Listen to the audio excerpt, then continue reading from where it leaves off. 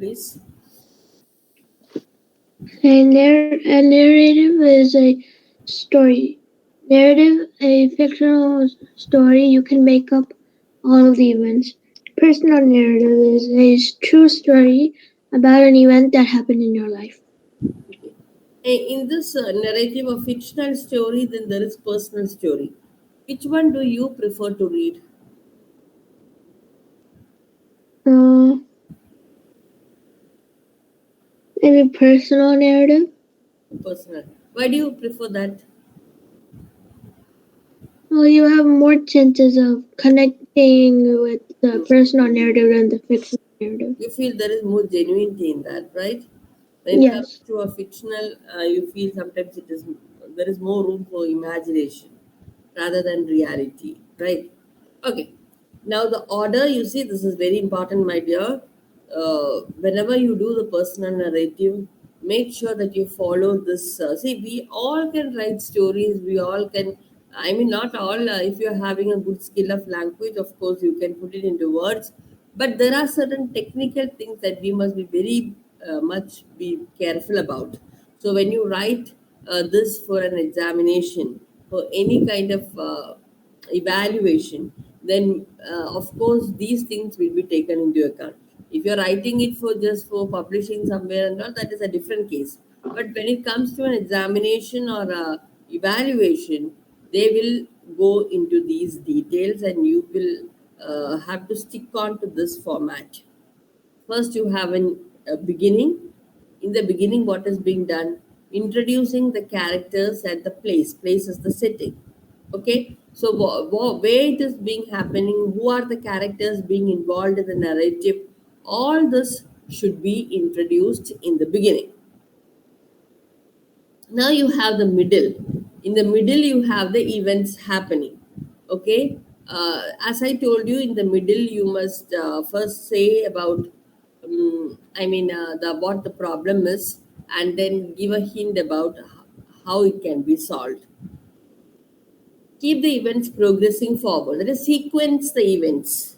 Like you can say, first it happened, then next. The sequencing should be by sequencing with the aid of the sequencing words. The sequencing must be happening here.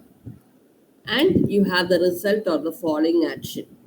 So the suspense is held in the middle section where something is being escalated, and then a hint will be given for the solution, and last in the end it will be proclaimed, or it will be put into action. That is how it is being uh, i mean um, arranged. Okay, any doubt in Okay. this? Mm.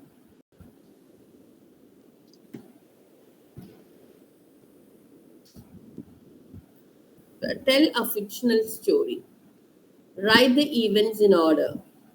Remember your plot diagrams. You can do flashbacks. Paragraphs can be any size. Still proper grammar, spelling, and capitalization. So you have to remember all these things when you do a narrative writing.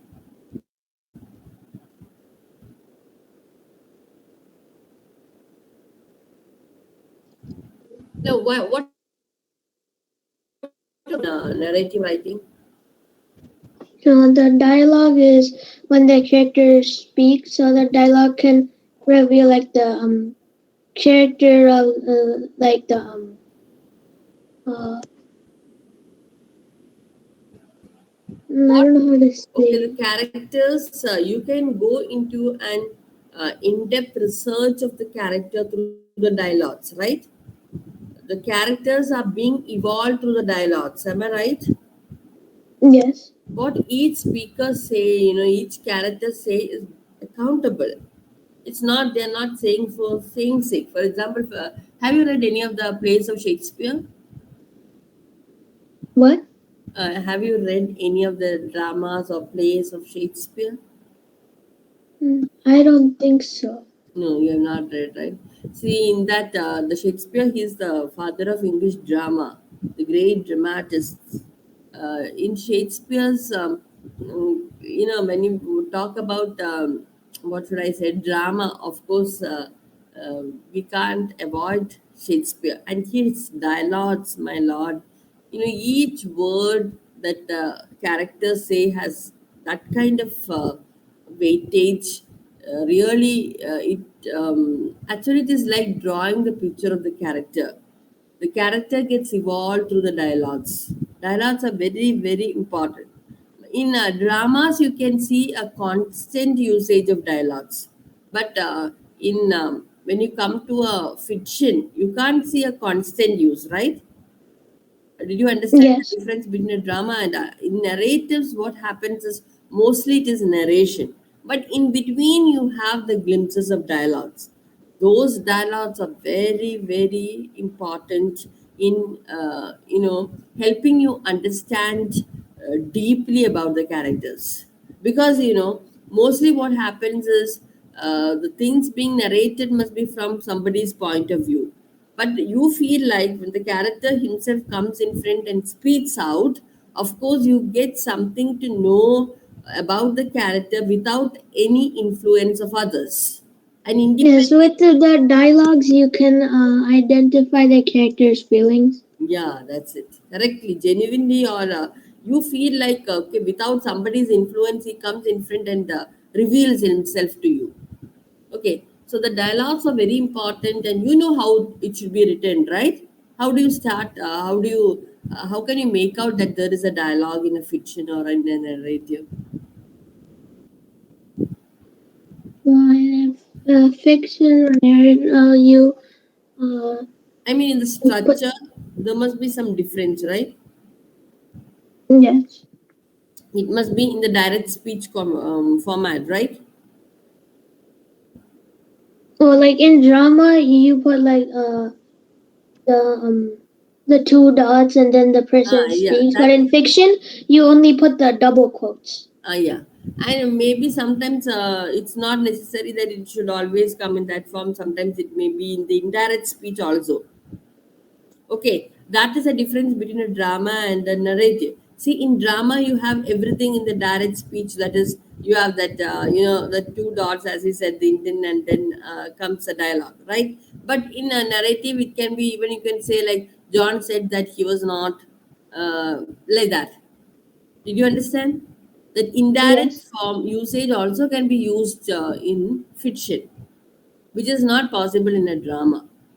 Okay, Okay. now see here, just read it out. Wow, Jim said as he walked down the eerie hallway to his destination. I can't believe it. Hey, wait up, Joe yelled as he saw his friend's shadow disappear around the corner. Oh, okay, whatever it is. Relax, bro, Jim retorted. So, see this how it is being placed in quotes there. Okay, so this actually these glimpses are this you cannot see throughout the narratives, but you can you have to throw this in between here and there. So this helps. I mean the reader to get an insight into the character, into the real personality of the characters. Okay. Okay. Now, back and forth conversation. Look at that, Jim said. I know, whispered Joe. How do you know? I just do. Yeah, right. You can stop using their names each time when they talk back and forth right way. Okay, it's not necessary that always you must say Jim said, Jim said. So once when you are introducing, look at that, Jim said. I know, whispered Joe.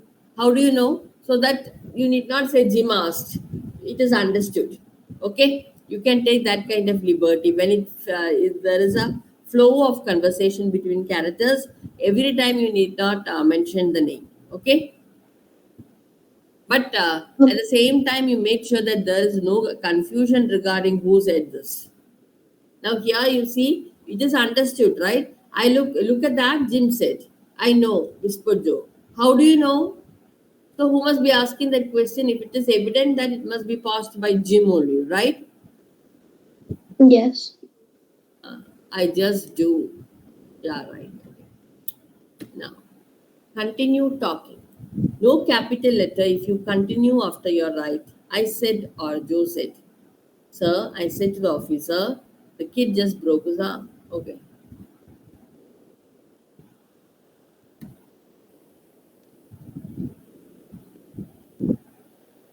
So these techniques and all can be used, my dear. Cause and effect, like I think so now, like what we have done that day.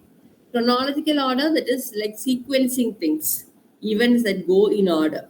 Okay. Now let me ask you a question. When you read this fiction, do you like things being arranged in chronological order, or do you like flashback? How do you like it? Um, the second option was flashback. You like flashback. Okay. Why do you do that? What is the advantage of that kind? Well, I like chronological order for like the steps, like for example, how to make a sandwich. Chronological order would be good, in writings like those. Hmm. You don't welcome flashbacks. Now, Mm, sometimes in I film. don't really read fiction that much. I like nonfiction. Okay. Now, films, when you watch, some films is also a narration of a story, right? All this what we have talked is applicable in films too. Am I right? So there you Yes. have a point of view of narration, or sometimes the story evolves as it is without any narrative techniques. But you have characters, you have plots, you have dialogues, everything is there in the film.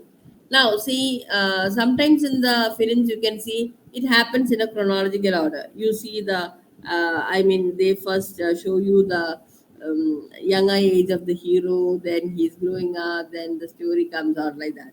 Okay, or sometimes it is like you see an old hero. Okay, his later stage is being portrayed first, and then he remembers what all happened in the beginning. That is a flashback technique. Okay, so this both are they used by storytellers. So sometimes, in some cases, I have seen in some kind of narration, the flashback they keep it like what should I say? Alternatively, it will happen like what happened in the past, what happened now, what is happening now, and what happened past will be alternatively placed like that. Then what happens is the character maybe see for some people it is easy to understand, but for some it's all confusing. They'll be like, what is happening here? Right. So that technique, if you're using, you must use it very carefully, so that you must ensure that the readers are not confused. Okay. Okay. Now the figurative language. What is role of figurative languages in narratives, or in your any kind of writing techniques? What did you say? Yeah. I didn't hear you. What did you say? See, what is the role of this figurative language? Figurative language is like Mm.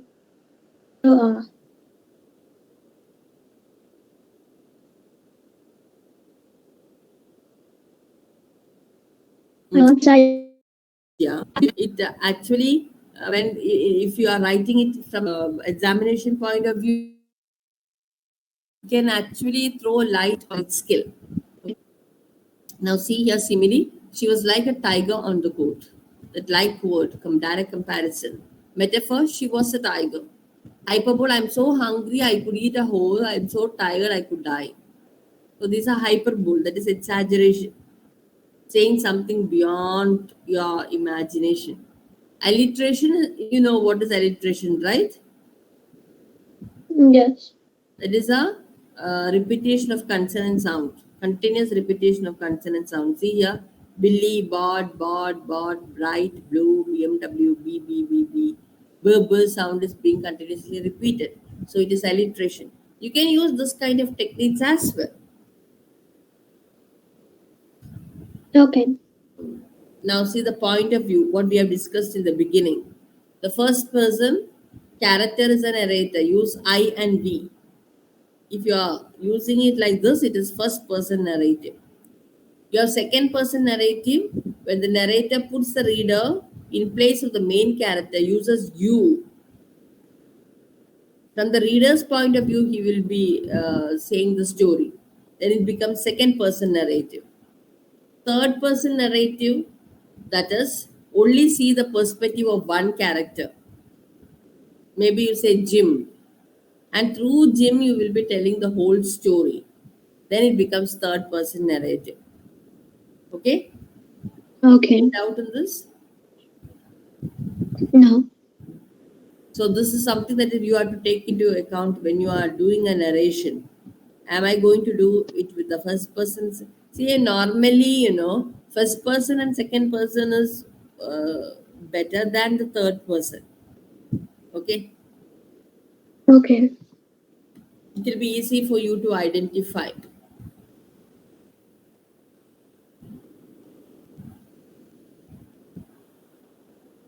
I haven't really like in my class we haven't really touched much on second person, so I'm not really familiar on how it is. Okay. This, but taking mostly it is we can see in grade fiction and all. It is a first and second person.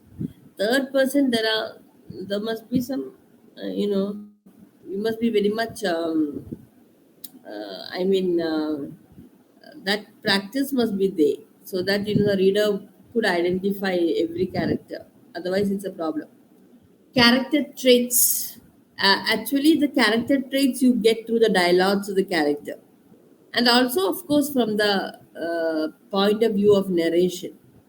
Okay, so but then see, if I am talking about a person, okay, maybe I like him, so my what I say must be from my point of view, right? Yes. Now, for example, I tell you Jim. Okay, he must be a very good student at school. He's well behaved, is very friendly with his friends, and he does everything regular, that this. Okay, all fine. But back at home, maybe he's very disturbing. Maybe there is a maid at home. He must be always troubling her, this and that. Now, if you ask the maid to tell narrate about Jim, she will be talking from her point of view. She doesn't know what he does back at school. At the same time, when you ask his teacher, she will be having a different picture about Jim. Am I right? So the perspectives will Ah, depend. yeah, it depends on that. That's why I said we cannot, from the point of view of the perspective, we cannot completely judge the character. That can be possible only if there is some glimpses of dialogues as well of the character. Then you will come to know who he is like. Because we think the dialogues are coming from the, from the character himself, right? And the character gets evolved through the dialogues. Okay? Okay. This and all this.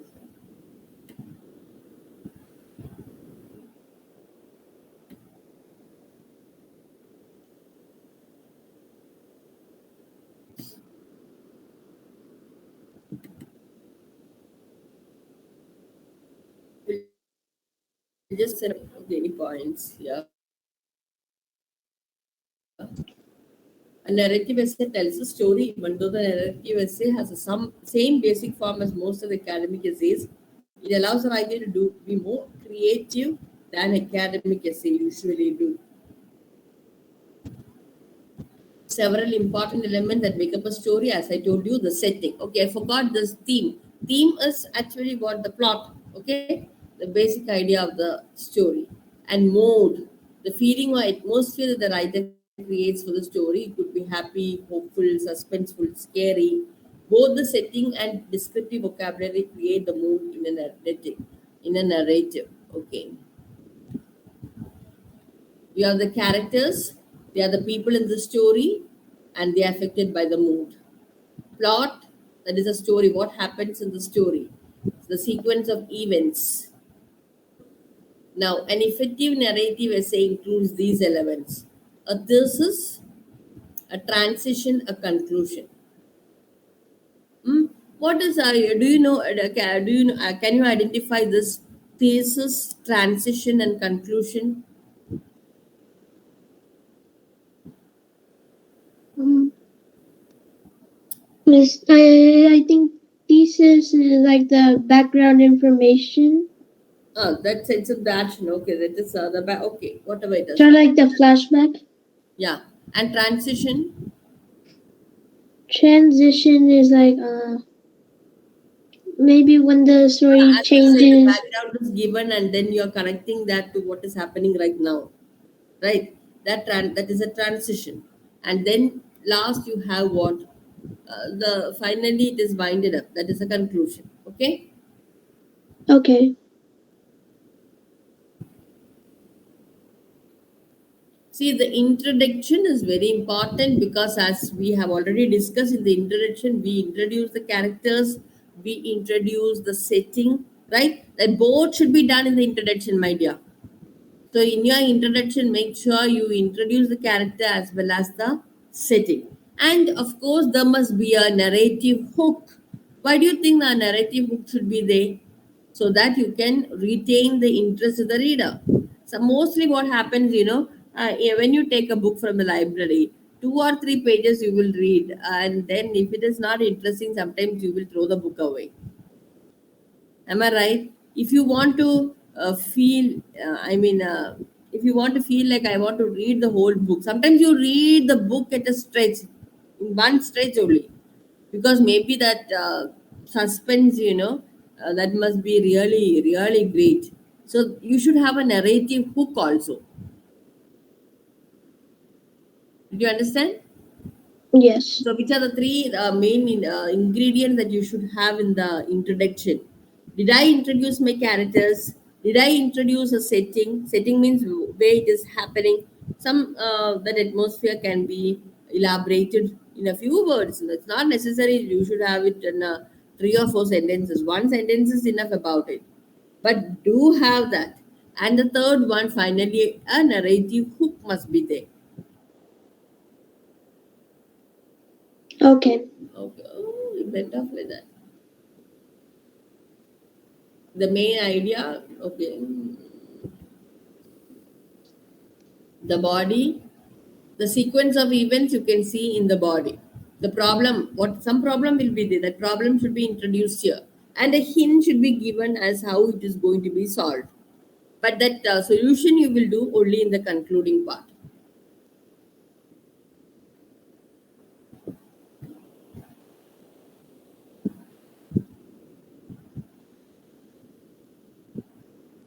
Do you think that all stories should have a moral or a message?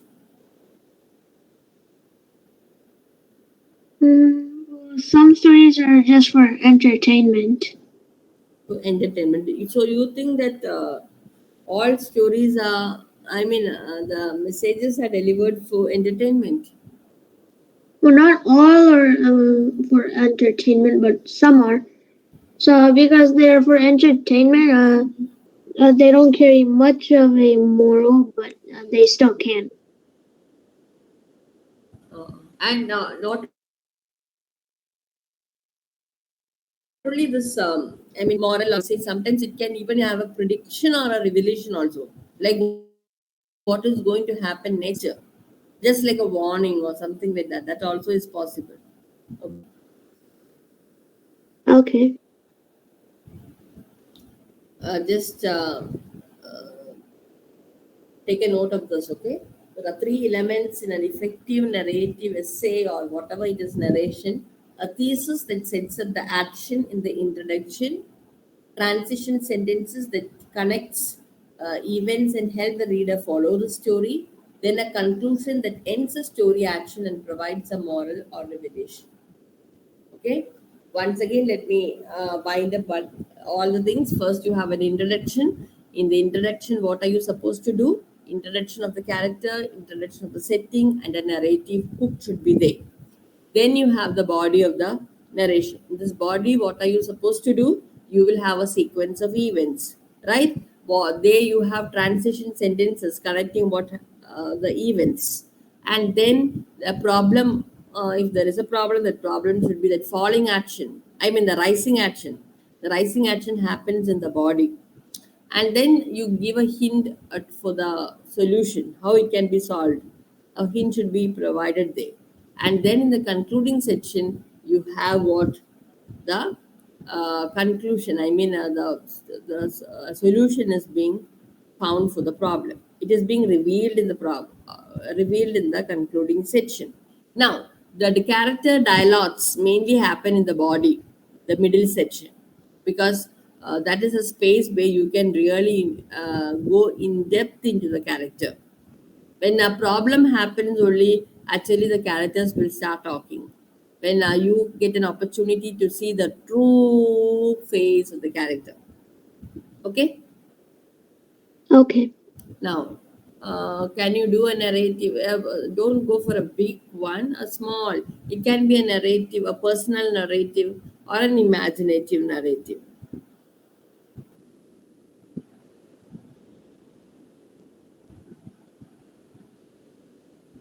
Can you see this? Yes. Read the selection and choose the best answer to each question. Then fill in the answer. Can you download this paper, my dear? Is it possible for you? Okay. Uh, Can you give me the link? Here. It is a star paper, April 2013.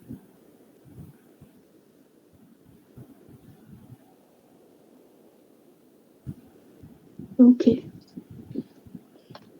Can get it right.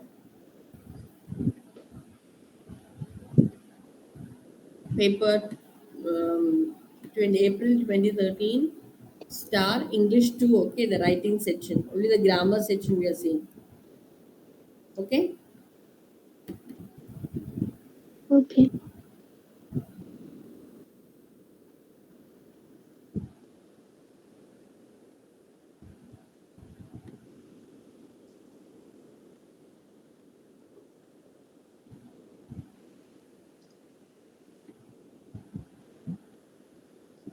What page is the This passage one. on? Page 4, my dear. The spa. You can see this, right? Did you get Oh, that? okay. It's a Uh, grammar. It's nothing more. Not because there is no I'm much. searching for it. You did not get that? Yes. I didn't get results. The paper you found, right? See here, the same paper.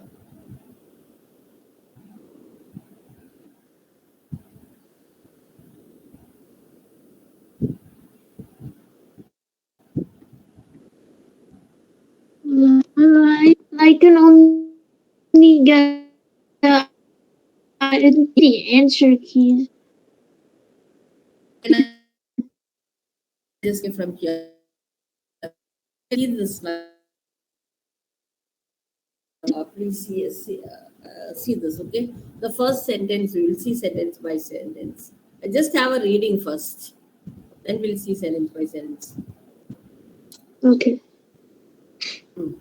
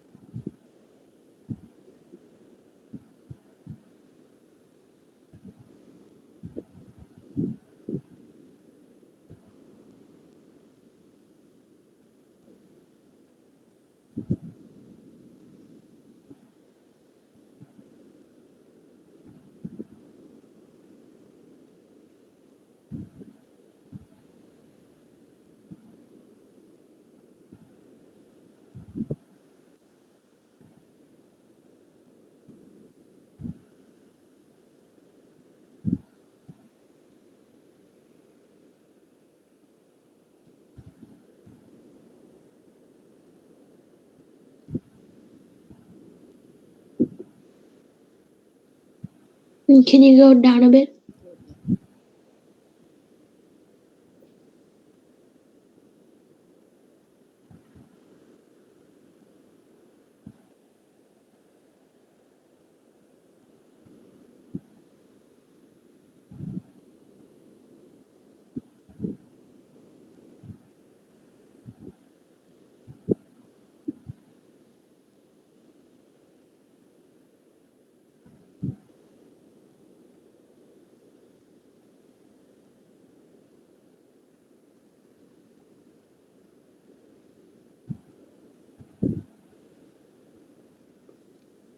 I'm done reading.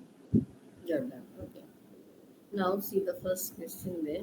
The best way to just note down the answers, okay, in a paper. Okay. The best way to clarify the meaning of sentence 4 is to change they to what?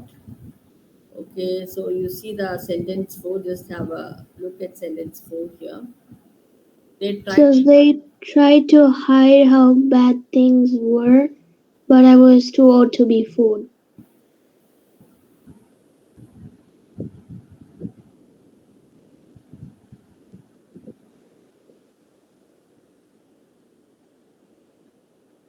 So what that they stand for, can you replace it? They with newspapers, my parents, we, the kids. The kids, Why do you think so? because it said with my Okay. dad out of. Okay, you write and keep there. Okay, what is your answer? Now, the second one, because once after doing this again, when you last, you can have a correction if you think so. You can go through it at least. Ben realized that he left the following detail out of the second paragraph, sentences 3 to 9. I counted them and realized I was holding more than 200 in cash. Where is the most effective place to insert the sentence? So he just wanted to insert the sentence, okay? I counted them and realized I was holding more than 200 in cash. Okay? Now you have to check say from sentence 5 to 8 and find out is it after sentence 5, after sentence 6, after sentence 7 or sentence 8. You understood which is what the sentences, okay? Okay. Uh, Now see, go through the sentences from 5 to 8 and decide where you have to place it.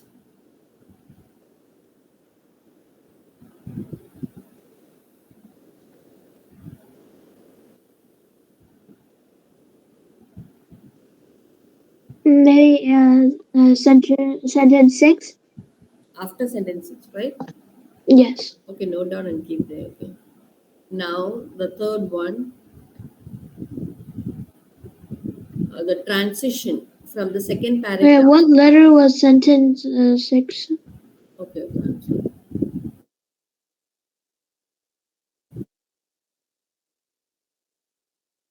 G. The transition from the third paragraph, where the sentences 10 to 15 is weak. Okay, read both paragraphs again. Which could best replace sentence 10 and improve the transition between these two paragraphs. Okay, do you understand the question? So it's asking us what sentence could replace 10? In the transition section because he finds the transition to be very weak. Okay. Okay. Just go through the sentences.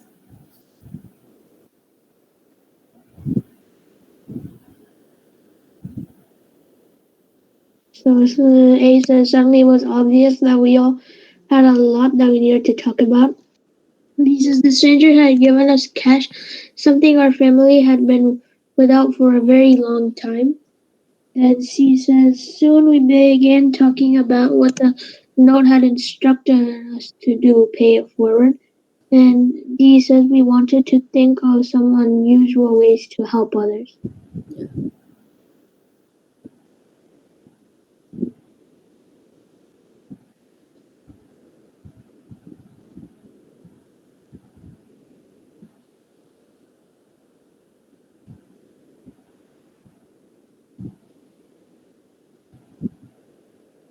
Can you go down to the options again?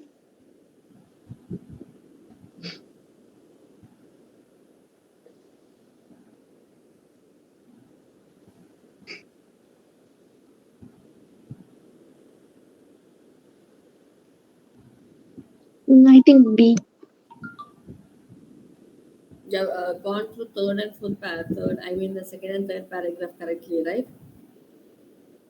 Okay. Right. You okay? Hmm? What? You've gone through these two paragraphs correctly, right? It asked me to what sentence could replace a 10, so I viewed 10 and then I put Oh, the. okay. So, can you do one thing, my dear? Can you, I mean, before the next class, can you just download this paper and keep? Okay, I'll try to download it. Okay, this one. Okay. Okay. English to writing, April 2030. So that writing section, I think wonderful questions are there in this, especially pertaining to the grammar. Okay. So Okay. download this and keep with you. Okay. And Okay. we'll complete the work in the next class. Okay. Okay. Okay.